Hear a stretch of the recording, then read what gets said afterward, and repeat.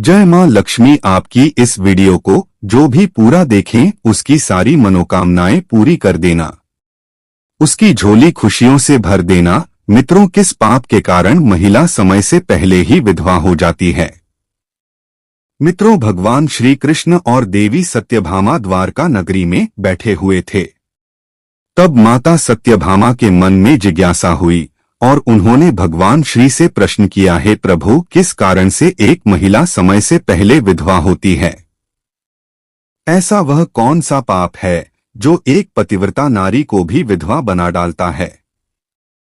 क्या महिला के विधवा होने के संकेत पहले से मिलते हैं तथा महिला का वह कौन सा अंग है जिससे यह पता चलता है कि महिला विधवा होगी या नहीं? इस प्रकार से प्रश्न पूछने पर भगवान श्री कृष्ण कहते हैं, हे प्रिय, तुमने उचित ही प्रश्न किया है। यह सत्य है कि कुछ महिलाओं के भाग्य में जल्दी विधवा होना लिखा हुआ होता है, चाहे वह पतिव्रता ही क्यों ना हो, किंतु एक पाप के कारण महिला विधवा बनती है और महिला के शरीर का एक अंग उसके विधवा होने का संकेत भी देता है। भगवान श्री कृष्ण कहते हैं, हे देवी, तुम्हें इस परम गोपनीय सत्य को बताने से पहले मैं तुम्हें एक कथा सुनाता हूँ। इस कथा में तुम्हें तुम्हारे सभी प्रश्नों के उत्तर मिल जाएंगे, इसीलिए तुम इस कथा को ध्यान से सुनना। मित्रों, भगवान श्री कृष्ण ने माता सत्यभामा को एक अत्यंत सुंदर कथा सुनाई है। इस कथा के माध्यम से भगवान ने समस्त मानव जाति के कल्याण के लिए कई महत्वपूर्ण उपदेश दिए हैं, इसीलिए आप इस कथा को पूरा जरूर सुने। इस कथा को आधा अधूरा सुनना पाप माना जाता है।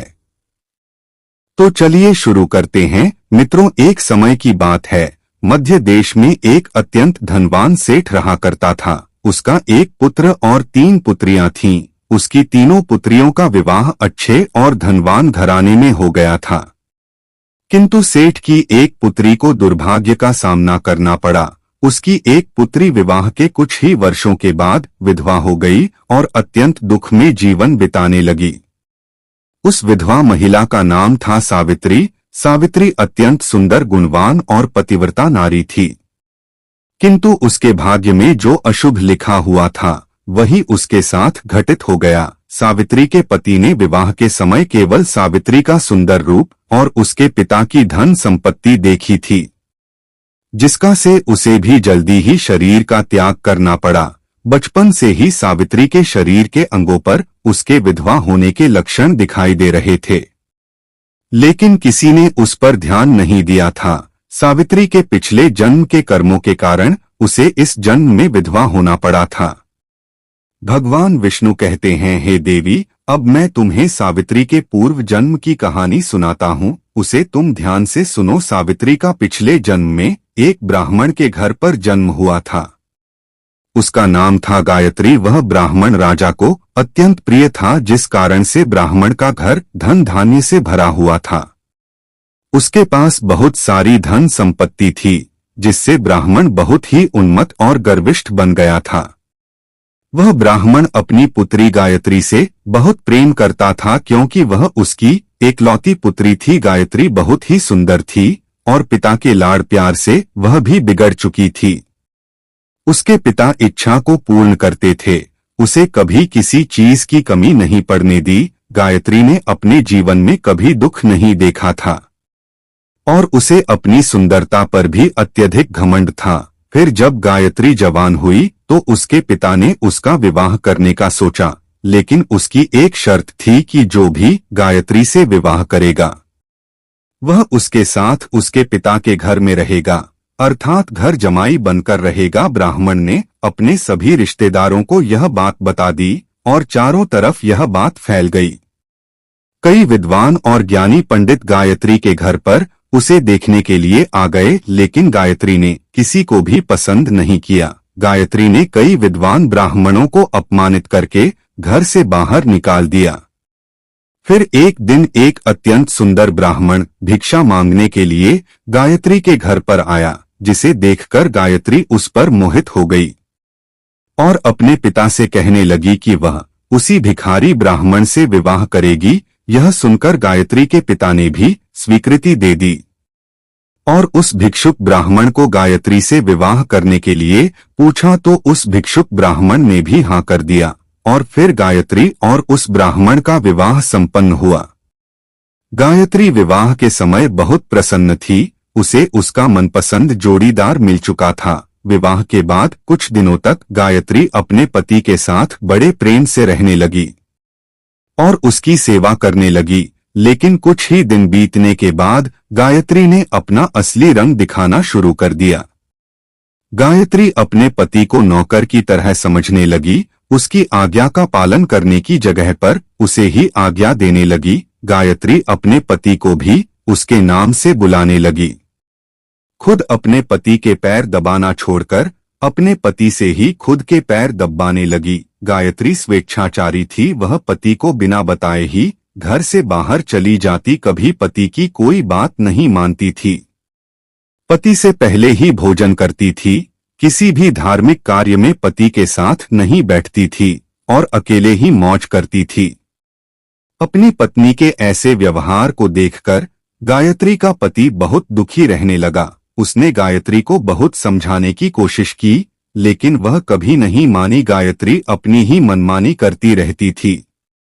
गायत्री की माता ने भी उसे समझाने का प्रयास किया कि महिला को अपने पति के साथ ऐसा व्यवहार नहीं करना चाहिए, लेकिन गायत्री अपनी माता की बात कभी नहीं मानती थी और वह जानबूझकर अपने पति को अपमानित करती रहती थी। दिन रात पति की बुराई करना, उसे अपशब्द कहना, उसे नाम लेकर बुलाना आदि प्रकार के निंदनीय कार्य वह रोज करती थी। गायत्री का पति भी उससे बहुत परेशान हो गया था। फिर एक दिन उसने बहुत विचार किया और गायत्री को छोड़कर जाने का निश्चय किया। गायत्री का पति बिना किसी को बताए ही अपने घर को छोड़कर चला गया। उसने गायत्री का त्याग कर दिया और वन में जाकर तपस्या करने लगा, क्योंकि शास्त्र यही कहते हैं कि बुद्धिमान मनुष्य को दुष्ट और स्वेच्छाचारी पत्नी का त्याग कर देना चाहिए, अन्यथा वह भी उसके पाप का भागीदार बनता है। गायत्री का पति वन में जाकर तपस्या करने लगा। गायत्री ने भी अपने पति को खोजने की कोशिश नहीं की और बड़े मौज से अपने ही घर में रहने लगी। गायत्री की माता ने उसे बहुत समझाया कि वह अपने पति से विनती करके उसे वापस घर पर लेकर आए, लेकिन गायत्री कहती, जाने दो माता, वैसे भी मेरा भिखमंगा पति किसी काम का नहीं है, उससे विवाह करके मैंने उस पर उपकार ही किया था, लेकिन वह मूर्ख मुझे ही छोड़कर चला गया है। ऐसे मूर्ख पति के साथ रहने से अच्छा है मैं अकेली ही रह लूं। मैं इतनी सुंदर हूं कि कोई भी पुरुष मुझसे विवाह कर लेगा। गायत्री की ऐसी बातें सुनकर उसकी माता भी दुखी रहने लगी। उधर गायत्री का पति ध्यान मग्न होकर तपस्या करने लगा और सांसारिक बंधनों से मुक्त होकर ईश्वर की भक्ति में लगा रहा। फिर कुछ दिनों बाद गायत्री के पिता के साथ अशुभ घटना घटी। उसे राजमहल में चोरी करते हुए सिपाही ने पकड़ लिया और राजा को इसकी खबर दी। राजा उस पर बहुत क्रोधित हुए और उसका सारा धन संपत्ति छीनकर उसे कारागृह में डाल दिया। सब कुछ छीन जाने के कारण गायत्री बहुत गरीब हो गई। उसकी माता और गायत्री अब दूसरों के घर पर काम करने के लिए जाने लगे। गायत्री के पिता तो कारागृह में बंद थे, तो उसे और उसकी माता को सारा काम करना पड़ रहा था। तब गायत्री को अकेलापन सताने लगा। घर में कोई पुरुष नहीं था, इसीलिए उनकी सहायता के लिए भी कोई नहीं था। अब गायत्री को अपने पति की याद आने लगी, लेकिन गायत्री का पति तो वन में सन्यासी बनकर बैठा था। फिर गायत्री अपने पति को ढूंढने के लिए वन में चली गई, लेकिन उसे उसका पति कहीं पर भी नहीं मिला। वह वन में हर तरफ घूमने लगी, लेकिन उसे उसका पति नहीं मिला। फिर वह एक जगह पर विश्राम करने बैठी तो अचानक उस स्थान पर एक शेर आ गया और उसने गायत्री पर हमला कर दिया और उसी क्षण गायत्री के प्राण चले गए। मृत्यु के बाद 2 यमदूत गायत्री को घसीटते हुए यमलोक ले गए।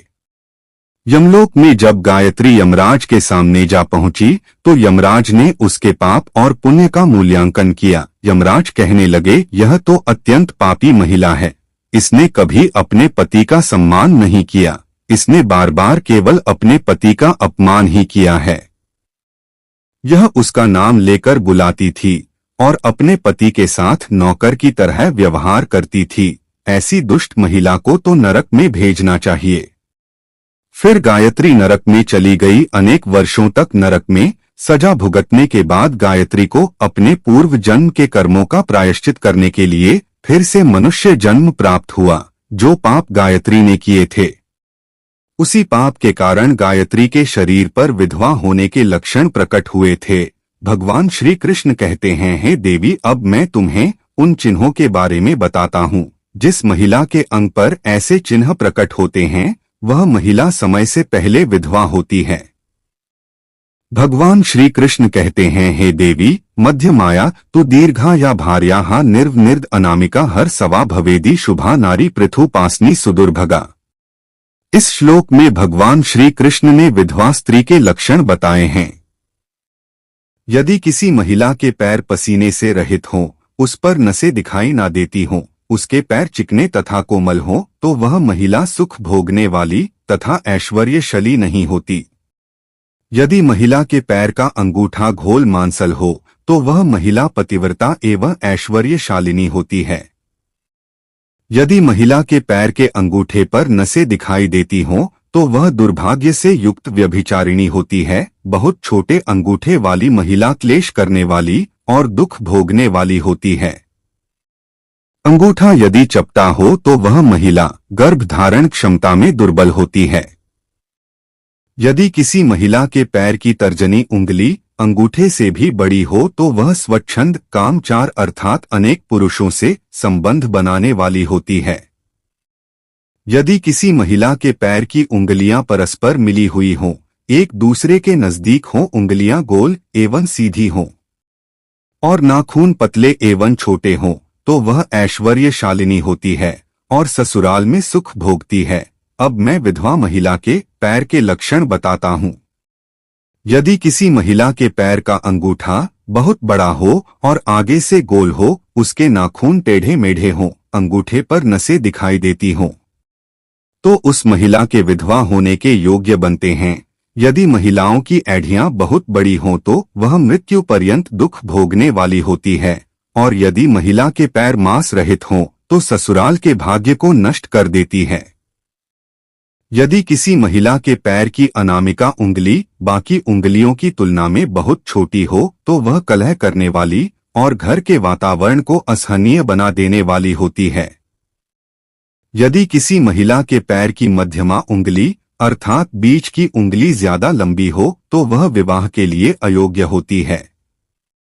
जो महिला चलते समय पैर पटक हुए चलती हो और धम धम आवाज करती हो, तो वह अपने पति का विनाश करने वाली होती है। भगवान श्री कृष्ण कहते हैं, हे देवी, इन्हीं लक्षणों के कारण सावित्री समय से पहला विधवा हुई थी। पिछले जन्म के कर्मों के कारण ही महिला के विधवा होने के योग्य बनते हैं। जो महिला अपने पति का अपमान करती है, उसका नाम लेकर बुलाती है तथा उसके भोजन करने से पहले ही भोजन करती है, तो वह महिला निश्चित ही समय से पहले भी होती है। एक पतिव्रता महिला कभी पति का अपमान नहीं करती, कभी उसे नाम लेकर नहीं बुलाती और सदैव पति से एक निष्ठ रहकर उसकी इच्छा के अनुसार चलती है।